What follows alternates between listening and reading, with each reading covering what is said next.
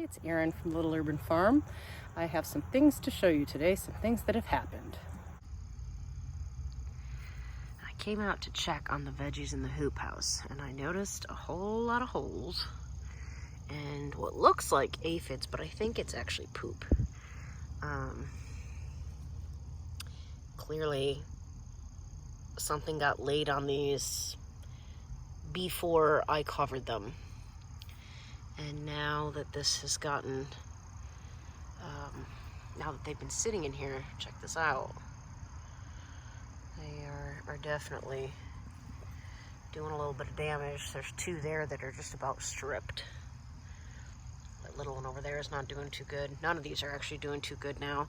I think everything else is doing pretty well. You know, these are harder leaves.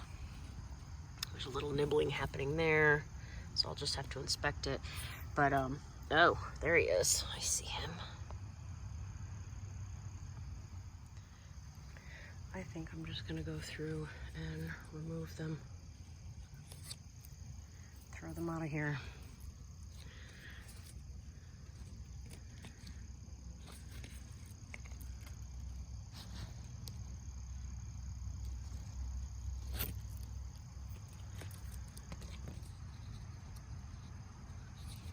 I mean, I've barely done much here and I've already removed like 4.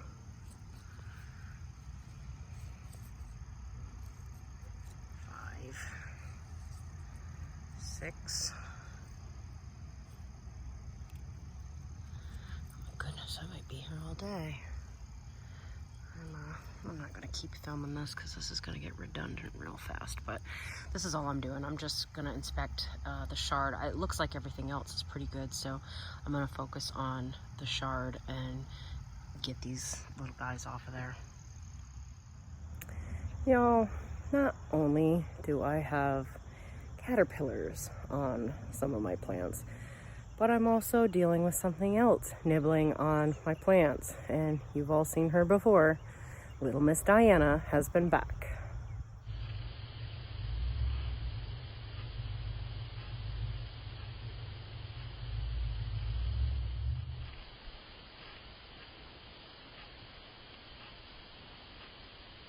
She stripped every single leaf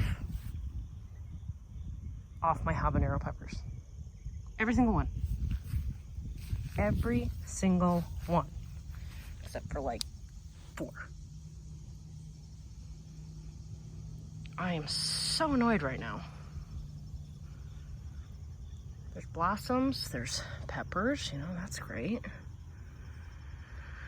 And I kind of hope the leaves are spicy and her butthole hurts. I know that's not nice, and yet I don't care. She also stripped all of the leaves off of my sweet potatoes. Again, like nearly everyone. I don't know what I'm gonna do with this deer, y'all. She doesn't seem to be bothering much of anything else. Probably because I have everything covered. I don't know that deer necessarily like tomatoes or... Oh, see, she's learning that she can get in here.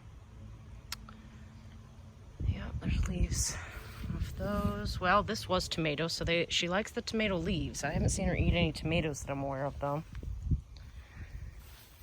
Okay, all right. Let's come check on her strawberries and make sure they're still okay, because she was liking those as well. All right, those 4 all look good. That one, not so good, but I think there's a little growth in there. Let's see, we had a couple days of rain. It's still a little bit wet down there, but this one I'll just have to keep an eye on. Baby it back to health. But look at these asparagus. They're doing so good. So good. Oh, she probably nibbled the top off of that, but it's also not over here in the metal cage. I'm gonna pop that back in there. This is partially why I have these tomato cages on these. Number 1, it holds this up. Number 2, it's because I think she might leave them alone if they're not right where she can get at them. You know, she might get the ones that are hanging out, but this one is very much hanging out, but that's okay. I'm just kind of pushing them back in so that they can have some support. The okra are slowing down just a hair, but you can see there's a lot of flowers in here. I'm wondering if it's because we've had a couple of cooler days. Oh, and I wonder if all these bottom leaves being stripped are Diana again. Y'all, I have a pet deer who's eating my garden. Yeah, look at this. All the bottom leaves. Oh, little rascal. I mean, at least she's eating the leaves and not, you know, the fruit. But this one's too big. The other one is borderline, but it's probably okay if I eat it fresh. I still can't believe that. I still cannot believe that. Let's check on the Brussels sprouts and see how they're doing in here. Oh, they're doing great. These guys are happy. Well, but look, see? A little bit of bug damage in here too, and these have been covered, so he might have come in on this one. I don't know if you can see him.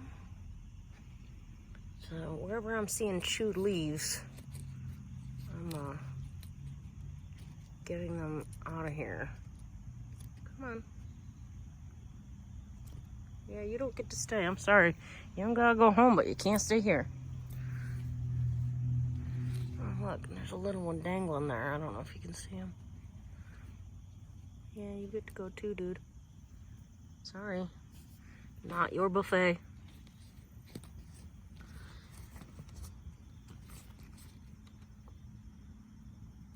Boy, look at that. He was pooping on there and everything. The rest of them look pretty good. Some of these can't see now. Look at that.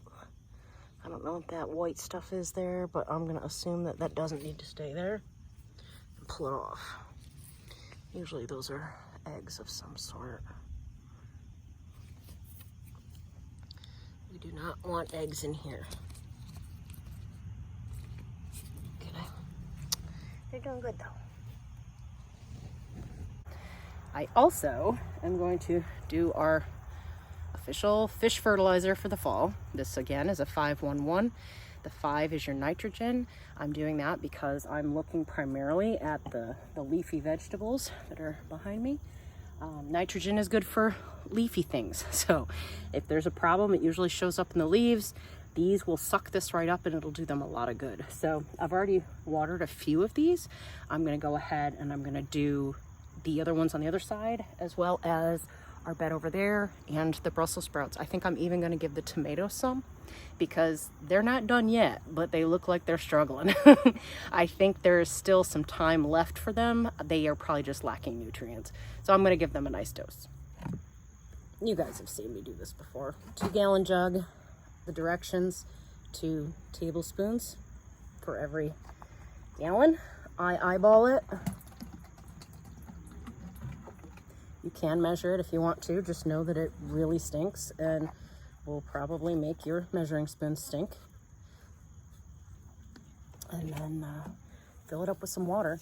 I do the fish fertilizer first because obviously the water is going to kind of mix that up.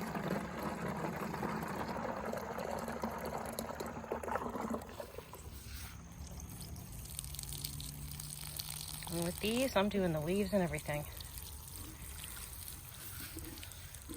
They actually can absorb some of it through their leaves. Typically, you don't want to water your plants from the top like this, but with this, it can absorb it. Let's see. I'll move this down. I have this rogue tomato plant over here that keeps getting in my way.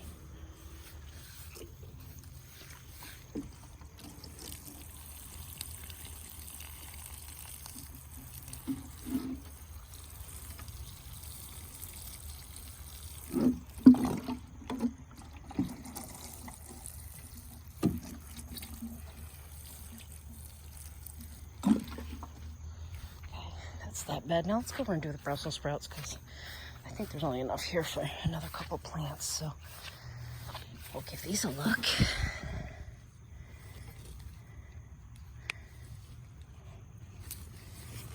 Hello, babies. Good morning. Good morning, good morning. Ooh, I feel the heat come out of there. Good.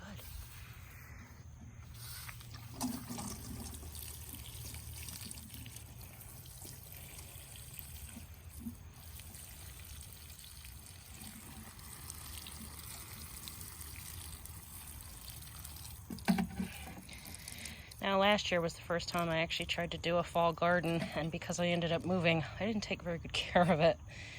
So this is the first year that I'm giving everybody a really good, healthy start.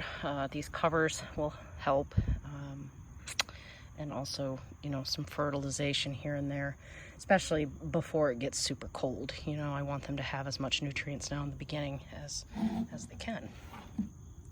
But they're doing really well. These look fantastic. Once these get a little taller, I'll expand the hoop house. And I don't know, hopefully my peppers that Diana ate will survive. At least up until, you know, they're ready to die off. But I don't know what's going to happen with all those now that there's no leaves. I don't know if the peppers will get a scald on them from the sun. I don't know if the plant will decide it's had enough. I just don't know, you know, because it doesn't have leaves to suck in any of the sunlight. So I guess we will watch and see on that. I've got one more bed to go. This is the one that has all of the caterpillar damage in it. I picked off some more caterpillars today. Sometimes you want to go 2 days in a row because the ones that you missed yesterday will then be visible today. So sometimes you got to check them over a course of a few days. The peas are starting. I noticed down here, the ones down here didn't really take, so I might pop a few more in the ground here. Down there it looks like we got at least 8, 9, 10 or so plants. So, you know, those are doing pretty good. I just need a couple more down here.